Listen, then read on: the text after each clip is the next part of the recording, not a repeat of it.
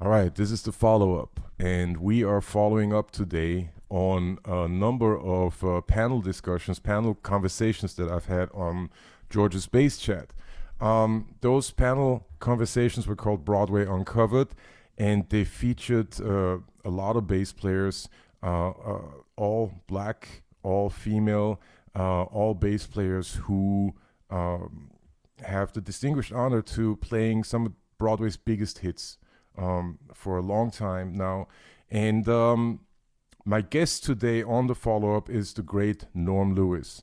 Norm, thank you so much for making time and welcome to the follow up. I love my new name, the great Norm Lewis. How about that? Well, That's I thank you either for having I use either the great or the mighty, and I me. thought Yeah, great is so great Norm Lewis. There you are. That's your new name.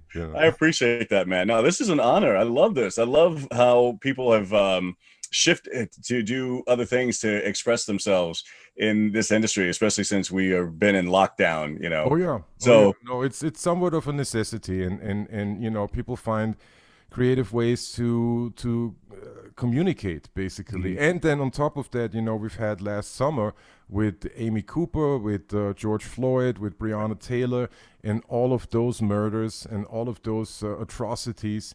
And I think the fact that a lot of us in the performing arts are basically not able to perform and not able to work has made it possible that there's more of an emphasis on that. There already has been an emphasis on it, on these situations and on these murders, Mhm. but now there's the possibility to really focus the attention on it, and also, and that brings me to the topic of this follow up, to focus our thoughts and our attentions and our ideas on what that actually means, what these atrocities mean in our respective field of operation in our respective businesses. So I thought that this as so many times before, making the best out of a really really horrible situation, and starting the conversation is probably long overdue. It has already started to a certain degree, but focusing the conversation is something that we can do right now. So why not? Let's just do it. You know what I Yeah, mean? yeah, absolutely. No, that was well said. And the thing about it, what you were just talking about, this was kind of like the triple, like the trifecta of just of the worst that could happen. Yeah, Far as the political climate, the racial injustices that yeah, were happening and been happening for a long, long time, and also the COVID situation and everybody being made to stay at home and locked down. And it just for me, it was a blessing in disguise in some cases because of the fact that you kept seeing week after week people being murdered, yeah, you know, by the police yeah, and other ways, and it made people who had heard this for so long really pay attention. yeah. And I think the fact that George Floyd was like the straw that broke everybody's, the camel's back. Right. Um, because of the fact that they saw this man dying, like they actually saw him die. Yeah, And it was interesting for me too, because I didn't know, I still have not seen the entire video yeah, of George Floyd. I just couldn't handle it. But yeah, I did hear him call out for his mother. yeah, And until the funeral, I had not known that his mom had died. yeah. So that hit me. Like I literally cried for like 3 hours. I just couldn't Mm, stop because I was like, mm. this man was crying out for his dead mother. Right. So it was like she was there saying, "Come with me." Yeah, yeah, Uh, yeah, and, yeah, and I think a lot of people, especially a lot of moms, no matter what race you were yeah, or are, felt that, and they yeah, felt that child being taken away. And yeah.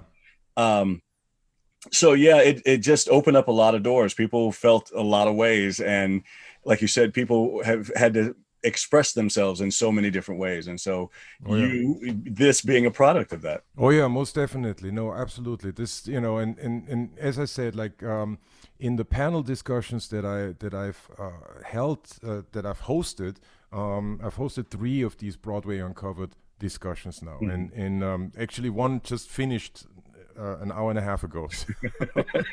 You've been busy, man. I've been busy. Listen. I have done over 50 videos since the Wow. beginning of the pandemic. I've seen a few of them. I didn't realize it was that many. Yeah. Wow. That's Yeah, awesome. I've done over 50 videos so far, and you know, include as a live videos and the follow-ups and all of that.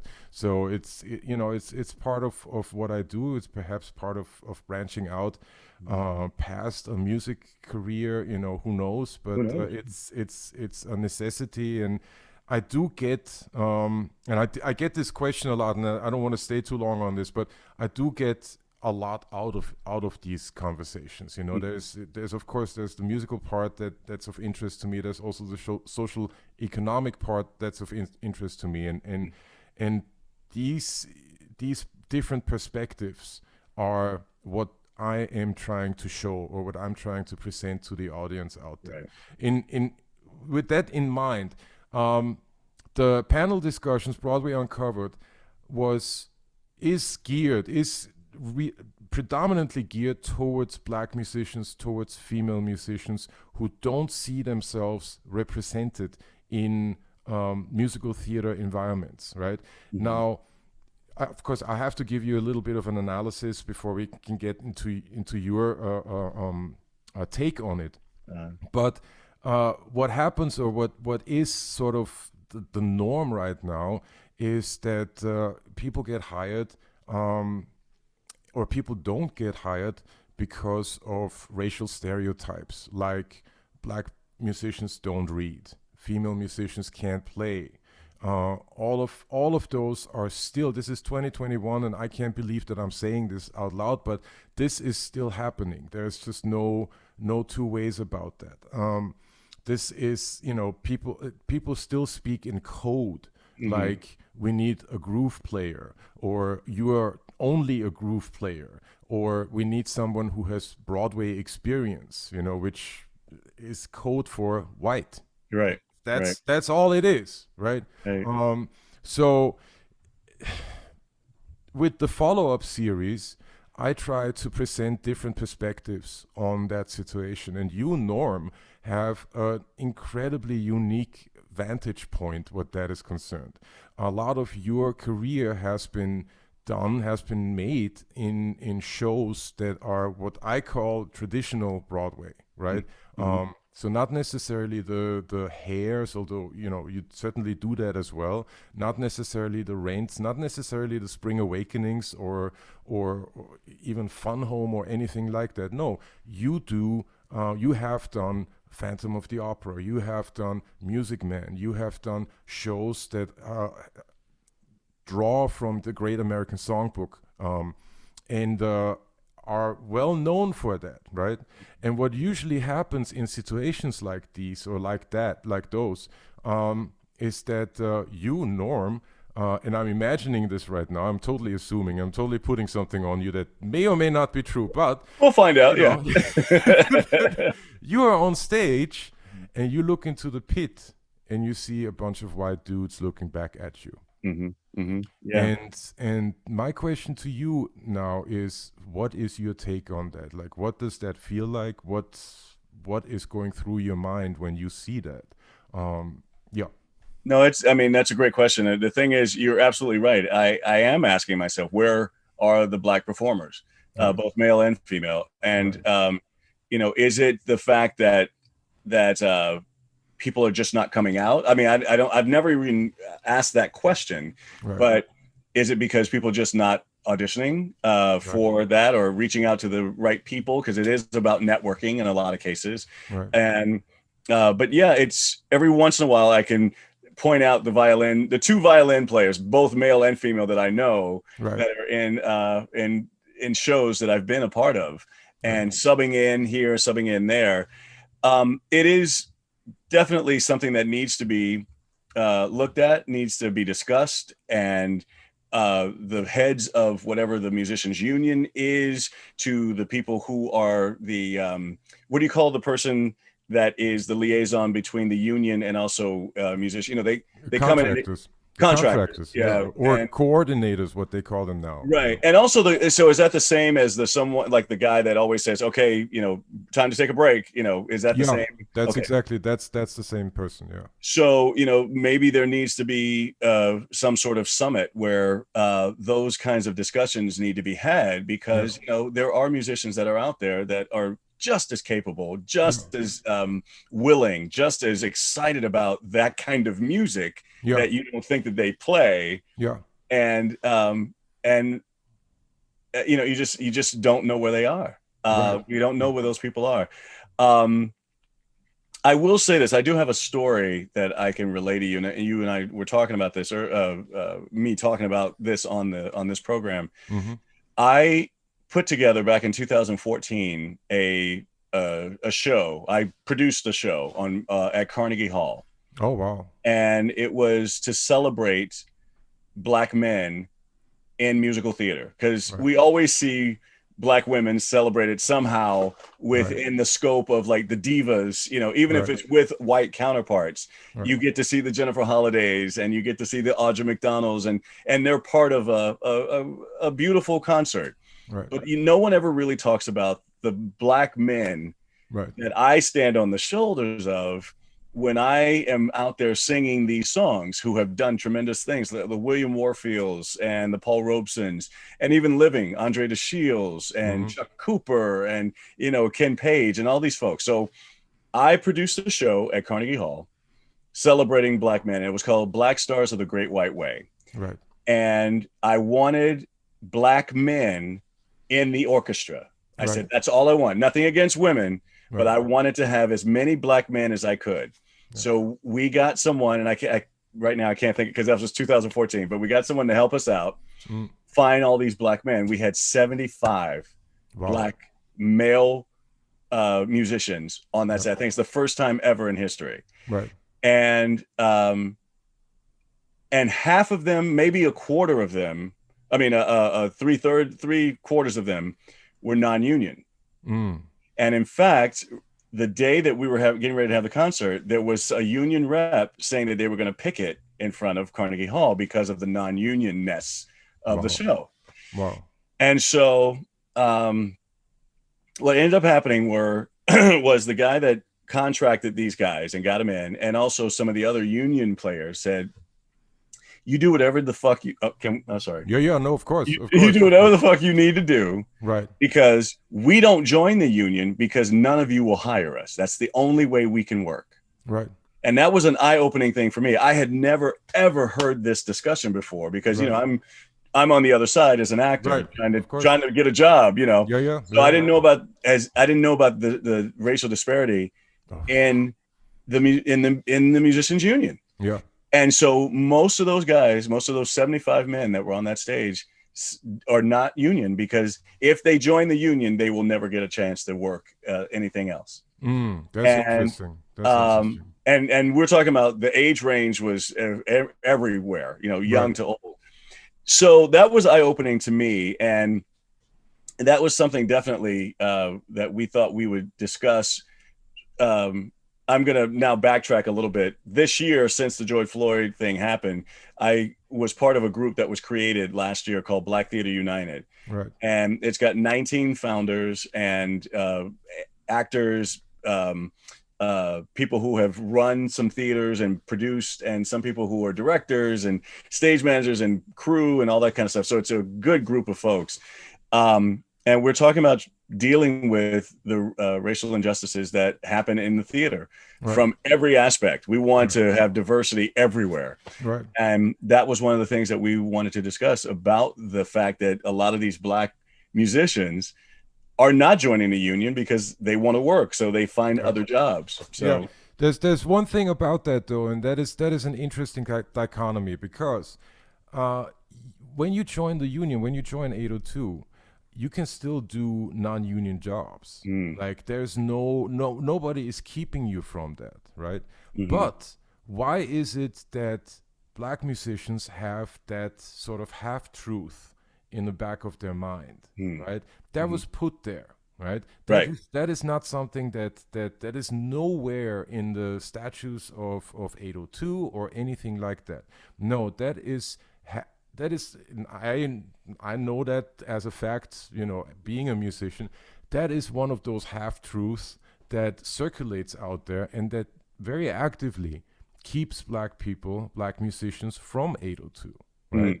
Mm-hmm. Now, and call me suspicious or whatever, but I have a feeling that the people who are currently benefiting from the lack of diversity and the lack of, let's not call it diversity, racial equity, right? Hmm.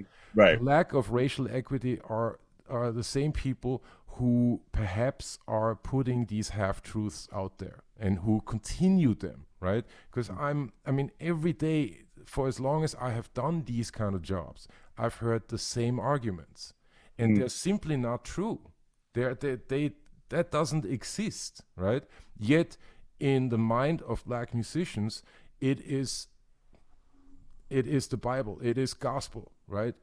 Why is that, and who puts that information out there, right? I mean, It I is guess I accepted it in because of the fact that like I looked at it from my perspective because I know as a a SAG member or AFTRA member, or Actors Equity, if I did something that's out of that would be considered taboo. So totally, I thought totally. that might have been true. I don't Yeah, know. yeah, I yeah. No, this is rely on you for that, but yeah, no, totally. This I get it. There's a big difference between the SAG-AFTRA contract, the Actors Equity contract, and the 802 contract. Mhm. There's huge difference. Huge difference. We have at 802. I might sound like I'm selling the union. I am a union player, and I will be. For as long as I can. Right. Nevertheless, I have also been on the receiving end when the union just doesn't care about black musicians and does not send representation and does not care, right? So that Well, I tell there, you what, I think that what this conversation could lead to is the mm, fact that, because we are as Black Theater United, not saying just us, but there are other Black organizations that have developed since, yeah, and yeah, also what they call BIPOC, people of yeah, color yeah, situations. But uh, all these organizations are trying to reach the same goal, right, and if there's some sort of way to maybe have a summit with 802 right, and talk about this and just kind of go because we are working on dealing with producers right, and even theaters around the country and having a summit to right, let them know there are certain things that you need to understand right, why people feel a certain way right, and and people now, especially because of the whole George Floyd thing, yeah. people are, I think, are willing to listen, and maybe Yeah. that's something that you could talk to whatever representative that you are close to, and Yeah, yeah, yeah, yeah, yeah, yeah, yeah. No, I get it, and I think that all of these measures, all of these organizations are, those are all good. I support all of them. mm, I do have my doubts in terms of who is actually speaking up for the pit musicians because so far, that organization has not come to light yet. mm, There have been a lot of uh, there have been a lot of there has been a lot of talk about we need to start building the pipeline so we can get new people in and they are ready for this kind of job. They have been ready. The people who are working here, like you have mentioned, like the 70 plus black musicians, have been ready all mhm. this time, right? Who's talking for them? Who's talking for them? Who's in the room? And this is something that I'm. This is a rhetoric question, of course. That Yeah. there's no way for you to know that or answer that. But that is a question that I do put out there. Who is in the room when the decision is made? We need to put an ensemble together. Let's just call it an ensemble, whatever it might be, right? And who is going to speak up for? We need to have a number of black musicians in there. We need to have a number of female musicians in there, right? Who's going to counter the argument of, and again, and this is where I'm talking, this is where it gets into the code language. Mhm, Who's mhm. going to counter the argument of they need to have Broadway experience, they need to have theater experience. It can't be a touring musician, because they don't have theater experience. They don't know Right. how to do that. all of these arguments are non-existent. They Right. don't exist. There's no validity to them whatsoever, right? So part of this is to show your unique perspective on this, because nobody else gets to see that. Nobody else gets to be, of course, nobody else gets to be Norm Lewis. you, you mean this guy? Yes.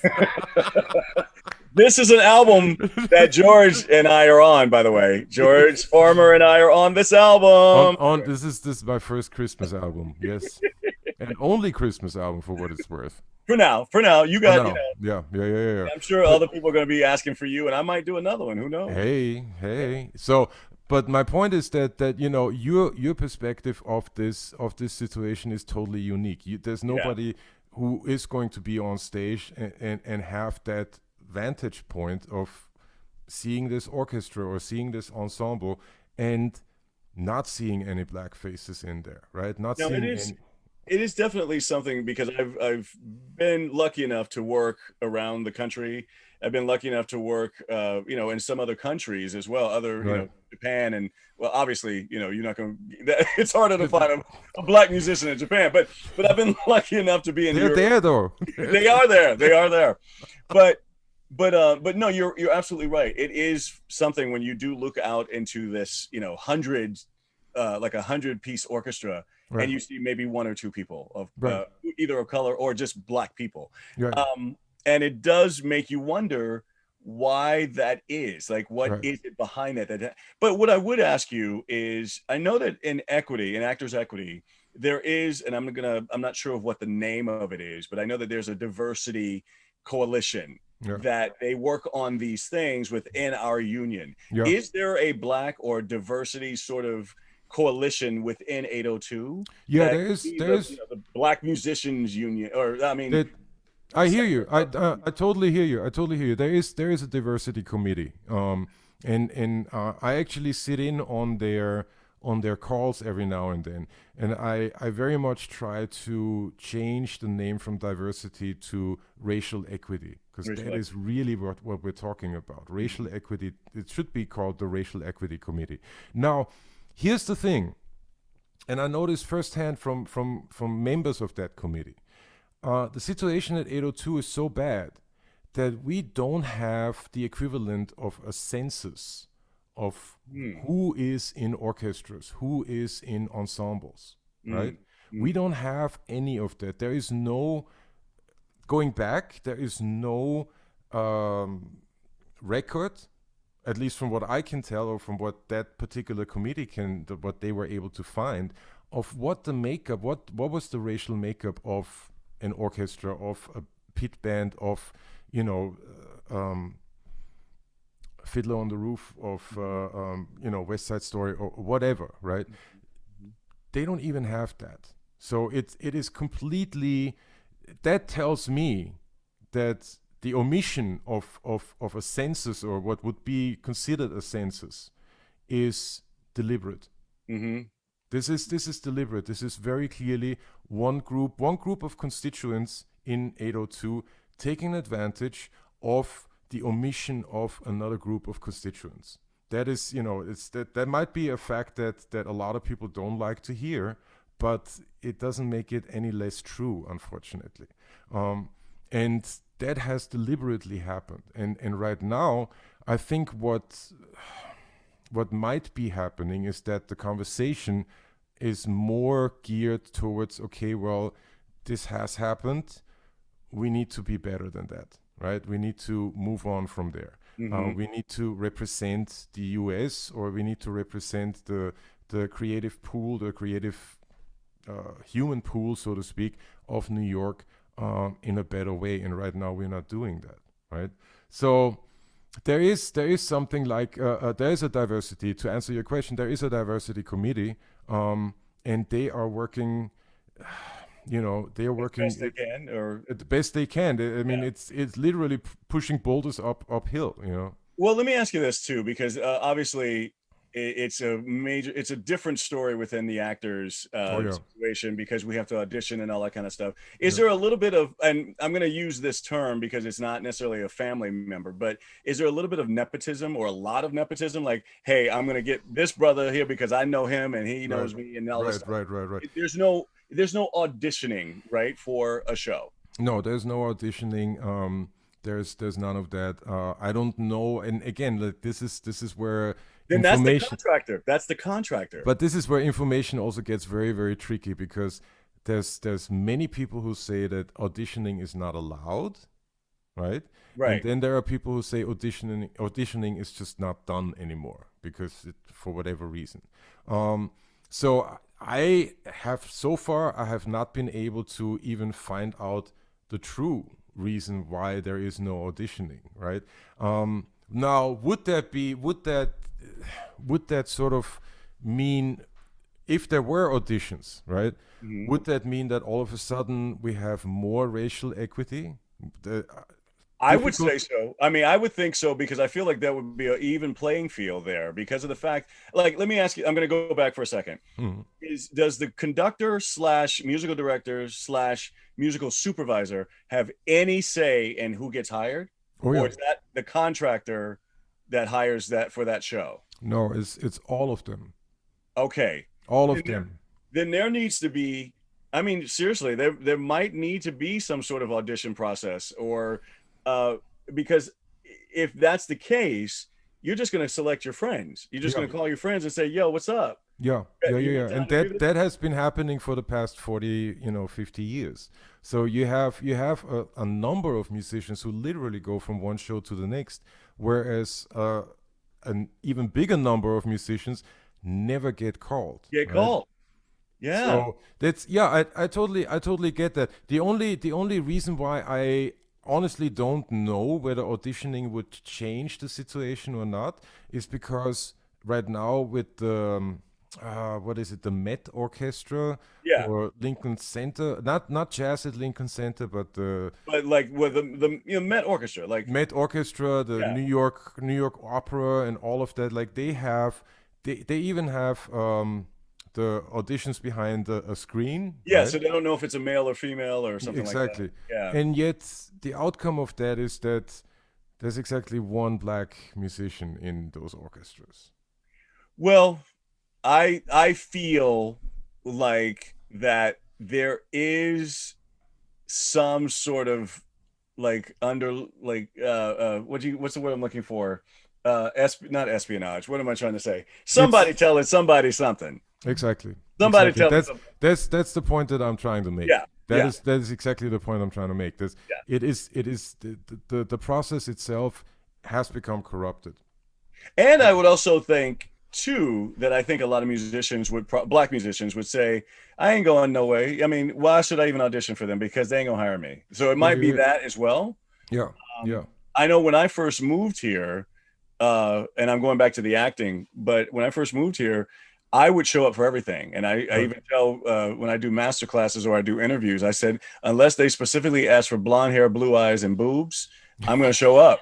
And I did. I ended up getting a lot of jobs Right. because I was black, because they Right. needed somebody black. And in fact, one audition was they needed a specific guy to play this black role, Right. and they offered it to me right after I finished singing. I sang 16 bars. And they're Right. like, "Do you want the role?" And I said, "Well, do you want to see me dance or anything?" And they said, Right.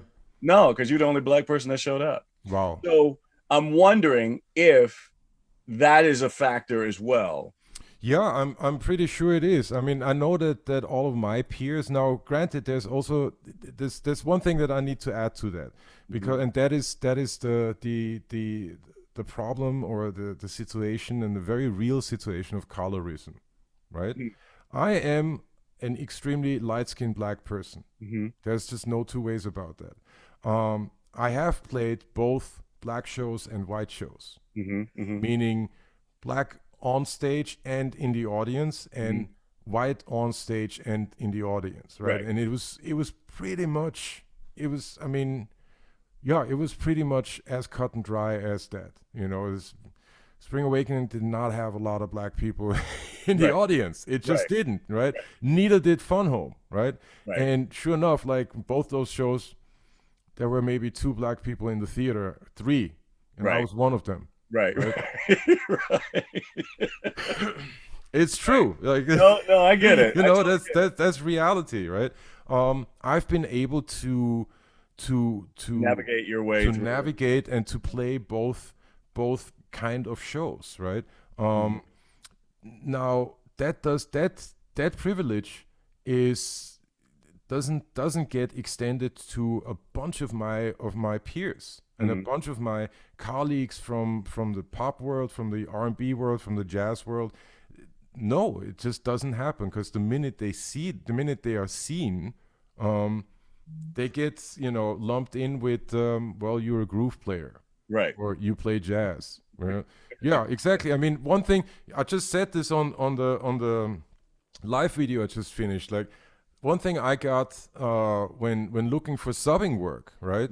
And this is, mind you, this is after having had two shows already that were both big Tony winners and 3 years running and all the awards and Grammy awards and talk of the town and all that shit, right? Hmm. So here I am. I'm looking for work as a sub, and what do I hear? You're really not known for playing classical music. Wow. Wow. And I'm like, motherfucker, I'm from Vienna. Can you make a T-shirt that says that? I know people have said that. I said the same sentence. Oh my God, that's brilliant. Yeah, That's yeah. So, it's like, but that's a very real stereotype that is put on you as a black musician, right? right. Right. Black musicians can't read. All right, never mind that there is, everybody from Quincy Jones to, uh, you Harold, know, Harold, when Harold Wheeler, Miller, yeah. yeah, I mean, never mind that there is, that all of this music is documented and written down, and that we've all learned it by reading, and even those who haven't started reading, start reading later on, and I mean, it's such a ridiculous statement, and it's so stereotypical. It is totally offensive, It and is. it, No, it that's is incredibly offensive to me. And it took me a minute to even realize that, like, you're really not known for playing classical music. I'm like, okay, where's that coming from? Again, like, this is two things come into play here. Number one, colorism. hmm Number two, the fact that, yes, I am a black American, but I wasn't raised in this country. right. So a lot of the trauma that other black or that everybody else in the African American community has experienced, I have only experienced for the last 25 years. Right. Really, I've experienced different trauma, which Right. comes from Vienna and all of that shit. Nevertheless, my exposure to this was different, Hmm. absolutely different, and it took me, it took that moment in time for me to realize, oh shit, this is really, people really don't see you for what you are, Yeah. and that's kind of what I'm trying to change here, or at least to show people out there that these conversations are happening. The conversation that we are having right now, and hopefully the conversation that they are having with themselves when they hear us talk about it, Hmm. because that is the thing that more than anything else can perhaps move the needle, right? That's kind of where I'm at with this. This it is a tricky subject. That's why also, like, when I called you yesterday, and I wanted to make sure that you're okay with this subject matter. Absolutely. This it is something that I have been, I'm very comfortable saying this, but I have definitely been black booked, or what's the Blackballed in the sense of not being able to get hired for a thing. exactly Yeah, blackballed. exactly Yeah, that's it. blackballed Yeah. for speaking up against gender discrimination. Like, Uh-huh. in one show, we were not allowed to have female subs, and I was like, I can't do it. I'm not doing it. This is impossible. Yeah, it's crazy. I mean, I'm at an age right now when, I'm 57 and I'm like, I kind of, and I've been in this industry and I've been very blessed to do the things that I've been able to do. But it is time to actually start speaking up. And I feel like with our platform, I mean, I think you and I are very similar, and I'm going to explain why I feel this. You are being someone who is lighter skinned and being accepted in that vein because you said you've been in both black and white shows and you've proven your Yeah. talent that you Yeah. can handle both. I obviously, I'm completely black, but I'm one of the people that is non-threatening, if you will. And Right. I have I sing in a certain way that is acceptable Right. in our in our industry. Right. So I'm seen as one that could, oh, let's put him in that position. Right. Granted, I feel like I have the talent and I'm worthy of doing those things, but we're similar in that. So we've had advantages that a lot of people in our community have not. So Right. we're using our platform in order to get to help others Yeah. have the same advantages. Um, I feel like what we can do is work together in this Yeah. because we are, and I'm going to use Black Theater United again. I'm not speaking for them on Yeah. this, Yeah. Yeah. Yeah. but Yeah. I am saying I am inviting you to be a part of that conversation because we are really focusing on not only the people on stage because diversity is happening Right. a little bit on stage, Yeah. with Hamilton and people playing, being black and playing George Washington, all that kind Yeah. of Yeah. stuff is happening. But we do need to see more change in the office, in the administration, in backstage, Yeah. in the orchestra. And Yeah. so we are willing to talk and be a mouthpiece in that Yeah. regard. There's also Black Theater Coalition with Mm. Warren Adams and T. Oliver Reed, Okay. who are creating a space where Black artists can express themselves in a way that they're not allowed or not given that chance to. So I think that there's once we open up again and have to have a audiences and stuff, you will see more of those kinds of things Right. where it will be people of color. Yeah. When you go see the show, you'll see them on stage, you'll see them backstage, you Right. know that they are part of the administration and things like Right. that. Right. So I would say align yourself with these organizations to, if you don't feel like there's enough of support Yeah. within the union or Yeah. even the people that are, your black musician colleagues, let's do something. Yeah. Let's unite and speak and Yeah. go, because we need to go to the heads. I don't think the union, just in my opinion, I don't know enough about 802. Right. I don't think the heads of the union is gonna do anything. I think you need to go to the producers. I think you Right. need to go to the people who are in charge of hiring and Right. say, look, this needs to change. Right. Right. I totally agree. I totally agree. And I am open to Black Theater United, Black Theater Coalition, Black definitely. Theater Coalition. I'm open to Muse. I'm open to Yes, there's a group for female musicians called Maestra. I make my yes. videos available for them because I feature a lot of not perhaps not a lot, but I do feature a Mhm. number of female music directors. In these follow-up videos in all kinds of endeavors that I put out there. I think this is, yeah, this is just a necessity, and it's for me also, for me personally, as George, it's a continuation of what I've done. Mhm. I've done since 2005. I Yeah. had my first subbing job in March of 2005, and I subbed for Tom Barney, the bass player at Lion King. Mhm. Himself, African American bass player, well known in the musician scene, in the Yeah. long time bass player of Steely Dan, played with Miles Davis, Saturday Night Live. I mean, credits pages Everywhere. long. Yeah. Yeah. So, and Tom was the first one who gave me a chance as a sub, right? Mhm. And at the time, Tom also was pretty much the only one who returned my phone call. Mm. Mhm. And that Wow. is, that was a sign of the times right there, right? That's And huge. That is huge. yeah, he was the only one who even opened it up. Now, after The Lion King, after I did that, after I cemented that subbing position, right?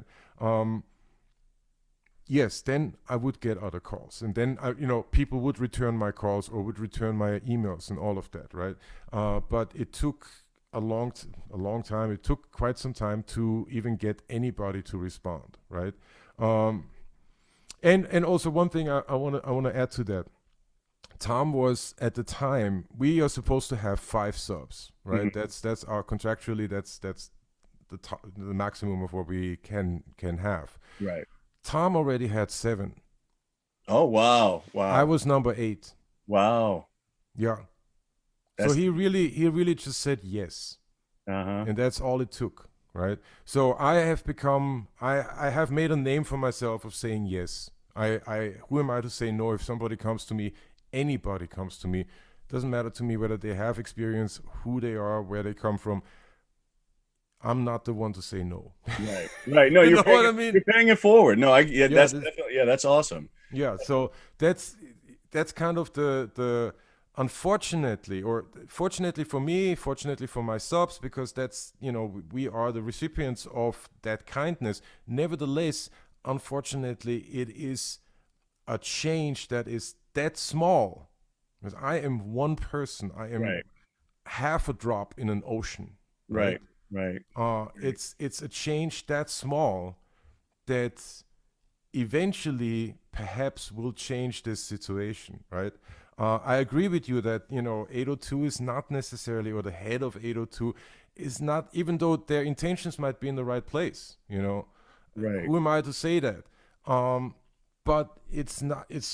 I mean, I feel like it's because even with us, when we're as the actors, we are definitely, I don't want to use the word demanding, but we are definitely being a very loud voice, and we're going to the head.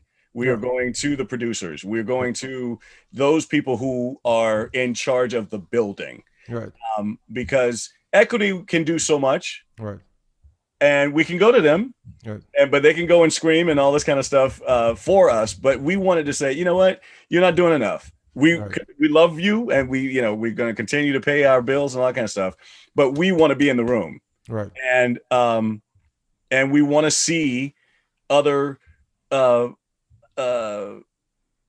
areas represented in a way that is comfortable to us. Because even with I didn't think about it until a lot of this stuff started coming out, because people ask me all the time, have I been racially discriminated in this industry? And I said, well, if you're going to ask me, have I been not hired because I was black? I don't know. I don't know.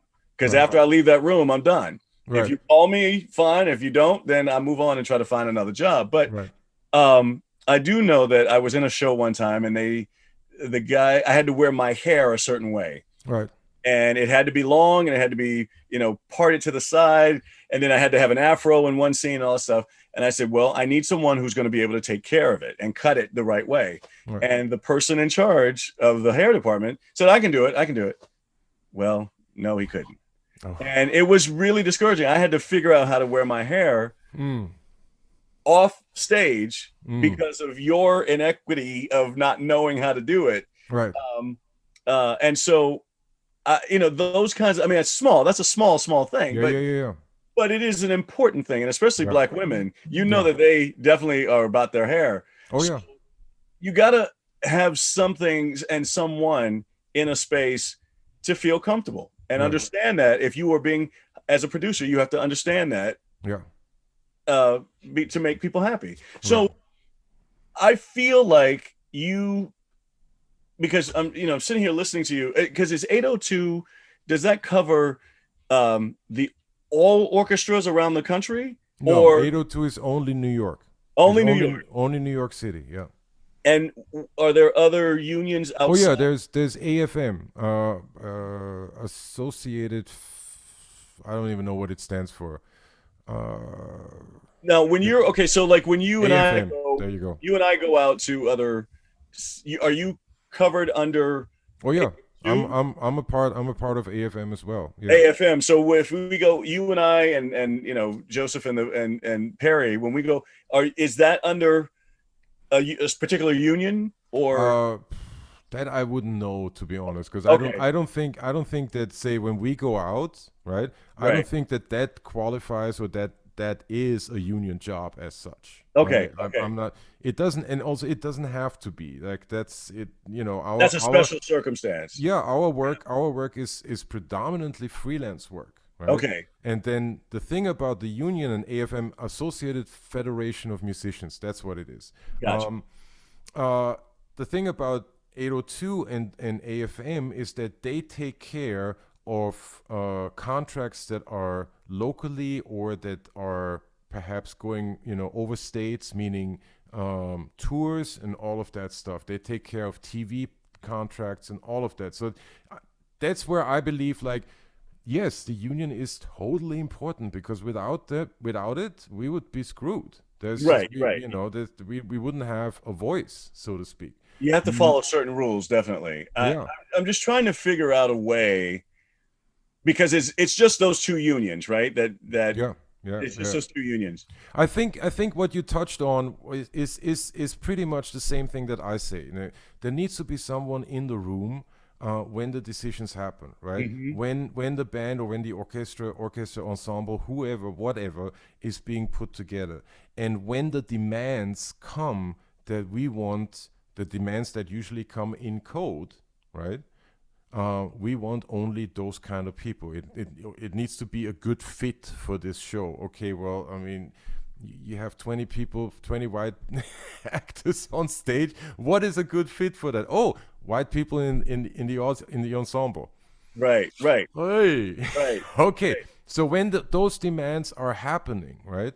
Then there needs to be someone who says, well, no, this is not going to work this way, right? So in a lot of ways, yes, we need to talk to the higher ups, we need to talk to the producers, and there needs to be some sort of willingness to open up that conversation.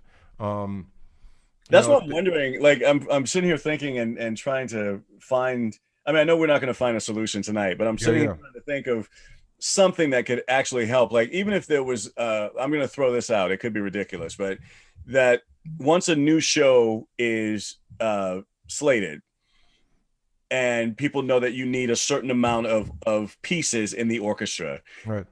then maybe half could be picked and then the other half has to audition. I don't know. I'm just kind of riffing, I but know, I know, I know, I know. No, but but it's a good idea. I don't know whether it is whether you can put it into reality. I don't know these things. I'm not privy to the conversations. I'm not entirely sure whether I want to be part of that conversation, because I got four strings or five strings to work with, and that is plenty for me. Okay. It's- it's- okay. no, So, I get that. I get. I'm just trying to. I just wish there was a better playing field. You know what I mean? Like, that's I think what we are doing right now is the start of that, right? yeah, Is yeah. having this conversation and shedding light on this situation, and having people like you. I mean, you have clout, you have status, you have a career in this field, right? You Mhm. know about this now. You can take this, and at least it is in you, it is that knowledge is in you, like what we talked about with Black Theater United, Mhm. possibly other conversations that I will have with people. That is important, and again, like I bring it back to this subbing example of mine, right? It unfortunately, we're moving in these very small increments, Mhm. but that doesn't mean that we shouldn't move in those small increments, Right, right? right, It's yeah. that's just where we are.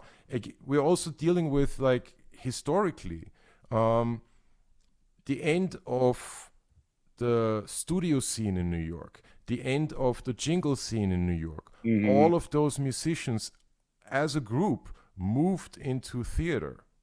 Ah, Yeah, okay, okay, right. So this is, taking it into perhaps early 90s, when the studio scene, the recording music scene, hmm, moved or changed again to where it is now, where everybody is recording from home and recording right, remotely. right. um, that started back then, and people saw that and moved as a group, into theater work, right? Yeah, because that was what was happening. Yeah, because I remember when the Hit Factory closed. There It you go. actually it hurt my heart because I Yeah, recorded in there a couple of times, a few right. times. Like, oh man, I love this studio. I Yeah, love yeah. this No, studio. that's I get it. I totally get it. And now it's So an apartment building or something yeah, like that.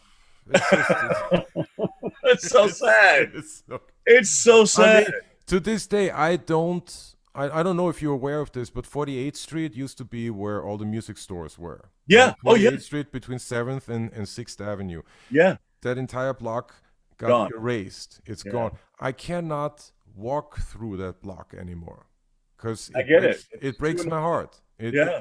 And then 48th Street and even before that on 49th and Broadway, that's where Colony Music used Colony. to be. Yeah. In the brill, I spent a lot of money in Colony.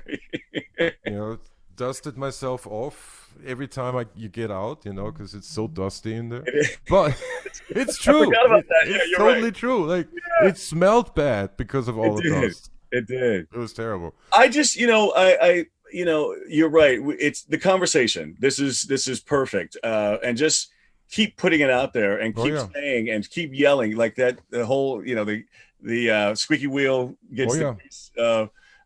But I I will see what I can do. Yeah. I will definitely, working with the people that I'm working with, and the amount of I don't want to say noise. That sounds too that's belittling it, but the amount of discussions that we are having Yeah. very intently. Yeah. And this is part of that, and Yeah. I will actually focus more on this with our group and see what we can do. Along with you coming in and joining us in that being that mouthpiece. And Yeah.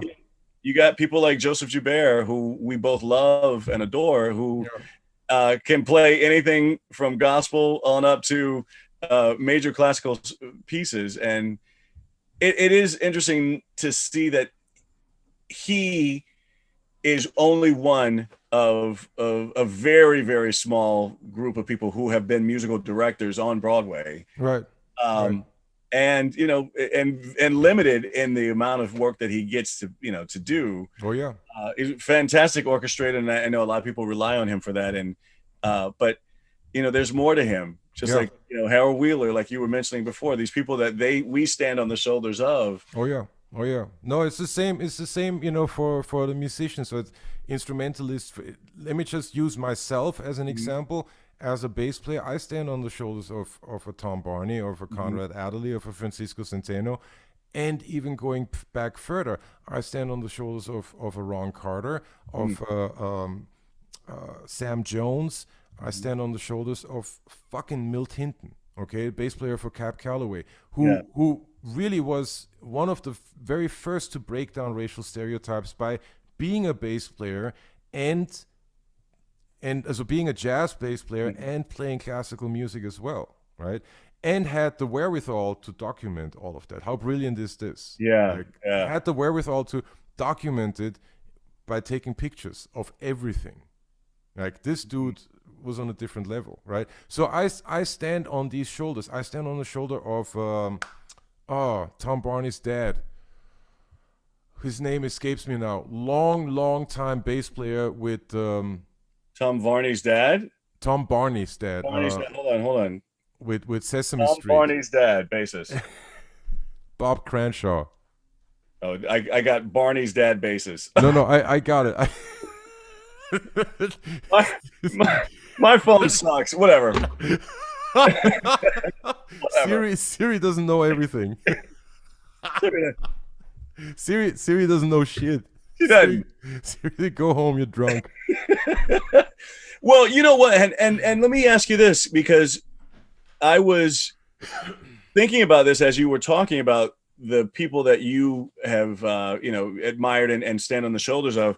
But I'm wondering too, because I was thinking about, Frank Sinatra, who was a huge advocate or ally to the Black race, especially at the time, and what he did for Sammy Davis Jr. and some of the conversations that have happened even with just other Black performers that he worked with. Right. And are there allies out there? Are there people that you could go to say, look, this is what's happening. Mm, What can you do to help me? mm, Because that's the only way that we as as a culture, even yeah, in the United States, just generally, no matter what field you're in, that right, we can, move forward. We yeah, can we can definitely come together and try to work that way as well and have that kind of equity. right. But we need our white counterparts and our allies to help us out. Yeah, yeah, yeah. No, I hear that. I mean, I do have contacts, and in the musical theater field, I do speak, and I do at least reach out to other, be it MDs, be it actors. I do that. I do reach out to them. I also, and I do take it a step further though. And let me just explain what I mean by that. Um, there is like the common misconception that there is American music and then there's African American music, right? Hmm. Hmm. And a lot of what all of my videos tell time and time again is that part of the story that they tell is that African American music is American music. Yeah. There is no difference. Right. There is no separating the two, right? Right.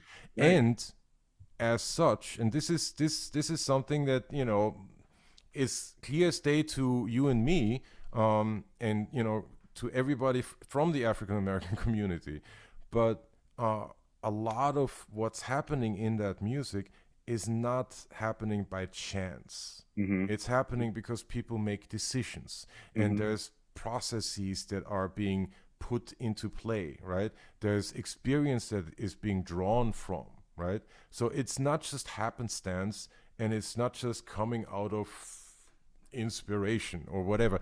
That is there as well. There are the artistic surprises or accidents or whatever. Nevertheless, a lot of the music that has influenced us has what's the word that I'm looking for?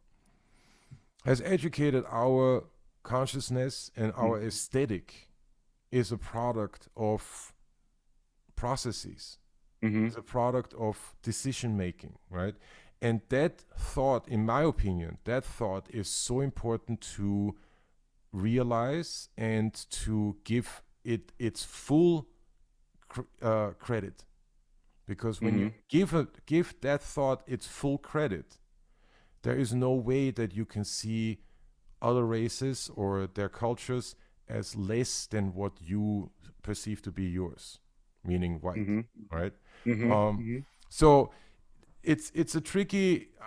I believe it's a tricky subject. Nevertheless, I also know that it is resonating with people, and people are starting to, maybe not starting, but people are at least agreeing with that, or getting to the point where, yeah, I thought that was the case. I thought that particular lick or that particular song was written for a reason, Hmm. right? And not just because we had some fried chicken yesterday night. Right. I Right. mean, you Right. know No. what I mean? Yeah. No. Like, I get it. I get it's it. this that it's not necessarily the easiest thought to wrap your head around, but it's also not that difficult of a thought, Right. right?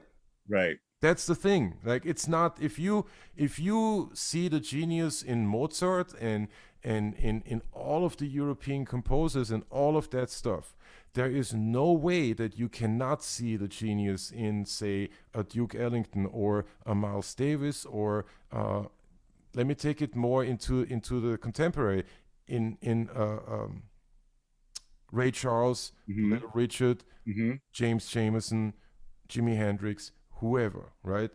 There's no way that you cannot see the genius of Aretha Prince. Franklin, Prince, Aretha Franklin, Diana Ross, Hmm. all of that, right? Yeah. All of these artists have produced uh, stuff that have produced their art out of a series of processes and decision making processes, I should say. Hmm. So it's Hmm. important to me to feature in these videos, and this follow up is part of that, to feature an awareness of that particular thought, you know, because I believe that that thought is the basis for understanding and respecting the art form, you know, and therefore understanding, respecting the culture, and understanding, which means understanding and respecting the people. Absolutely. And I feel like, you know, it's such a general, that's such a, and I'm not, I got to say this in the correct way. It's such a general, broad statement to everything because of Yeah. the fact that what you were just saying, that it's not African American music and American music, it's all American music. Yeah. And that's the same with history. Like, Right. you know, just now, you know, there people have degrees in Black studies and Right. Black history, Right. but it's it's you know, It's it's all American history. history. Yeah. Yeah. Yeah. And I feel like a lot of people, because I know when I was growing up, basically this was my, I'm being facetious here, but Mm. when I was growing up in my history class, we had, I can't remember who was first, Amerigo Vespucci or Columbus, but those two. Then we had the Pilgrims. Right. Then we had George Washington. Right. Then we had slavery, Right. and then we skipped to Civil rights. civil rights. You know, slavery was like, oh, slavery was bad, and oh, you know, whatever. We won't talk about that. But you know, we had black slaves, and Right. that was it. It took Right. me until like junior high, high school to actually understand what slaves went through. And Right. even now, I'm still learning some stuff that I didn't know about slavery during that time. Yeah.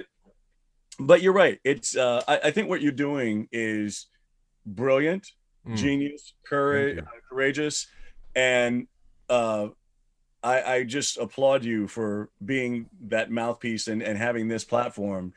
And you know, I encourage you to keep going, and you know, maybe have a newsletter, maybe write a book about it, and get on you know these talk shows and actually really Bring the message out there. bring You the know, message. you know, I got to start somewhere, and for what it's worth, you know, I've done this now since March, April of last year, and as I said, like this, I'm over 50 videos in That's at this awesome. point, you know. That's awesome. So it is something, and there is, you know, George's Space Chat has 1,200 members at this point. Oh, that's great. I That's mean, great. I'm not a household name, number one, and I'm a bass player in, you know, the city of music, in the city Right. of culture. So I am, as I said, half a drop in an ocean. But there are 1,200 people out there who are listening to this, Mhm. you know, and that does not count all of the people who are listening on YouTube that I can't control, right? Right, right, Um, right. so Are you speaking to other podcasters as well? Maybe get on there. yeah, I'm doing a part of that as well. I mean, this is a process, you know. So this is, you know, this is also something. After all, I'm still a bass player, and I really like being a bass player. Yeah, and you're good at. You're And pretty good. I'm good at it. So You're really good on this album. no, Lewis's Christmas album. There you go.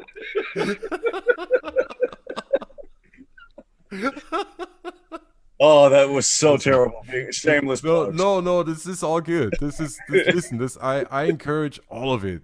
Yeah. It is all good. Listen, Norm. I'm not going to keep you any longer. I really appreciate you taking the time to talk to me today and talk to the audience and share your perspective on Broadway Uncovered. You know, this is not a conversation where you can come to a distinct end or anything Right. like that. Yeah. It just isn't. The subject matter does not allow for that, and the enormity of the situation and of the disparity, the racial disparity, doesn't allow for that. Nevertheless, the fact that you did make time and speak to me today and speak to the audience is invaluable and means the world to me. So I want to say thank you to you, and you know, hopefully. Well, listen, it's a conversation that needs to be had. Oh And yeah.